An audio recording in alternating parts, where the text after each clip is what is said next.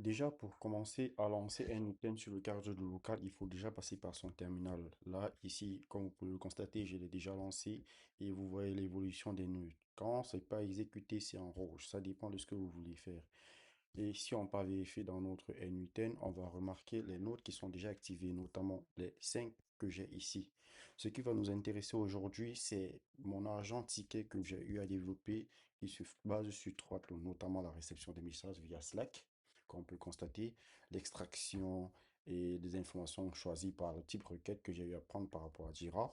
Et puis, nous avons notre extracteur de domaine parce que, quand on peut le constater, nous avons parfois des données qui sont dans le cadre audio, qui peuvent être texte après le traitement, qui sont extraits par notre agent IA modèle, et puis par le cadre de ce que, voilà, on aura choisi, quoi.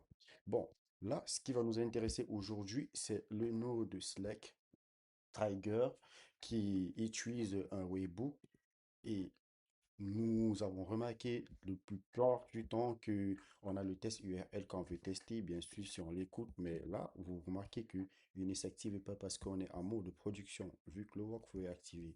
Par contre, ici, nous allons voir que dans la production URL, on est dans le style local, sauf que le webhook, lui, entre-temps, n'utilise pas le mode local parce qu'il doit se connecter à une API externe, et bien, outre ce qui devient assez compliqué. Maintenant, la solution, c'est quoi? Moi, ce que je propose pour ceux qui ne veulent pas entrer sur des domaines, qui veulent rester dans le cadre local, il y a par exemple Grox, qu'on peut se télécharger dans notre terminal pour pouvoir communiquer directement avec notre domaine qu'on puisse créer proprement, ou CloudRAF, qu'on peut installer directement, qui soit complètement gratuit. Ça, c'est pour les personnes qui préfèrent rester open source.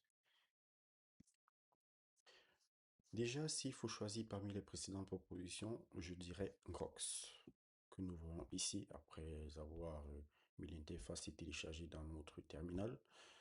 Celui-ci nous permet de communiquer entre le monde extérieur, que j'appelle le web ou autre, et notre local, notamment notre ordinateur, notre périphérie interne, c'est-à-dire notre environnement qui est à nous, notre personnel, quoi. Comment ça se passe et comment il fait ça?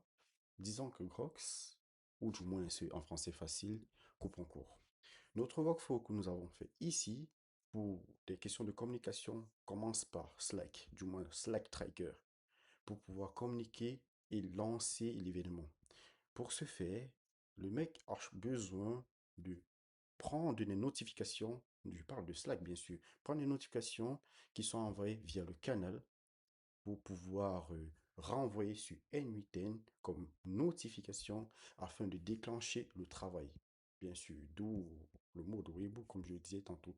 Sauf que pour pouvoir faire ceci, on a deux entités, notamment notre local qui est là, l'ordinateur ici, notre espace, et puis nous avons Slack qui tourne en cloud, qui est de l'extérieur.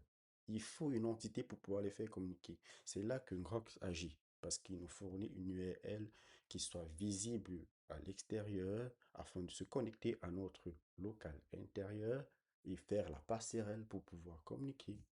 Bon, après, ça, je répète, ça c'est pour ceux qui préfèrent travailler dans le cadre localhost, préfèrent rester avec les données, gérer de façon, et le plus important qui puisse ou sans toutefois déployer quoi que ce soit dans le cloud. Mais après, si vous ne voulez pas de tracasserie, je propose aux uns et aux autres de prendre la version cloud de NUC. Elle est assez cool et sans tracasserie et tout tranquille. Communiquer de cloud à cloud, de l'extérieur à l'extérieur, sans problème.